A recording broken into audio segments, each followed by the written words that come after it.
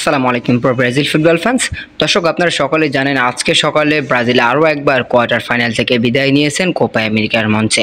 মূলত এই কোপা আমেরিকাতে ব্রাজিল কোয়ার্টার ফাইনালে শক্ত একটা প্রতিপক্ষ পেয়েছিল উরুগুয়ে, এবং উরুগুয়ের বিপক্ষে ব্রাজিল কিন্তু পুরো 90 মিনিট দাপিয়ে ফুটবল খেলেছিল, কিন্তু শেষ পর্যন্ত কিন্তু টাইফেগারে আসলে ব্রাজিলের সবসময় এটাই দুর্ভাগ্য যে টাইফেগার আসলে ব্রাজিল যেন আর পারে না। মূলত আজকেও কিন্তু সেই একই গল্প, 2022 সালের কাতার বিশ্বকাপের সেই গল্প আর এই গল্প পুরো সেম গল্পই। মূলত তারা কিন্তু আজকেও দুর্দান্ত ফুটবল খেলেছিল, যদিও তারা গোলের দেখা পায়নি, তবে 3টি বিগ চান্স ক্রিয়েট করেছিল এবং 3টি কিন্তু গোলকিপার সেভ করে দিয়েছিল।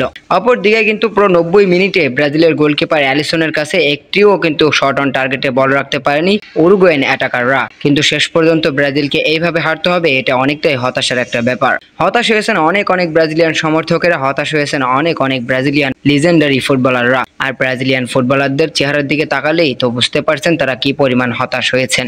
এত ভালো ফুটবল খেলেও যদি ম্যাচটি হয় এবং ড্র করে শেষ পর্যন্ত টাইফেগারে যদি ম্যাচটি হারতে হয়, তাহলে সে হারের দুঃখটা একটু বেশিই হয়। তবে টাইফেগারে কিন্তু সেলেসাওরা দুর্দান্ত করতে পারতো যদি না এদার মিলিতাও শুরুর পেনাল্টিটা মিস না করতো। কেননা শুরুর পেনাল্টিটা যদি কোনো দল মিস করে ফেলে সেখানেই কিন্তু তারা পিছিয়ে পড়ে, আর সেটাই হয়েছে। শেষ পর্যন্ত কিন্তু অ্যালিসন বেকার একটা সেভ করেও রক্ষা করতে পারেনি ব্রাজিলকে। ডগলাস লুইসের ওই শটটা যখন বারে লাগলো, তখনও আরো একবার ব্রাজিলিয়ান সমর্থকদের হৃদয় ভেঙে গেল। 2022 সালে কাতার বিশ্বকাপে সেম একই ঘটনা ঘটেছিল। মার্কিনিউস শট করেছিল, তখন কিন্তু বলটা বারে লেগেছিল, আর এবার ডগলাস লুইস শট করেছে, বলটা কিন্তু বারে লেগেছে।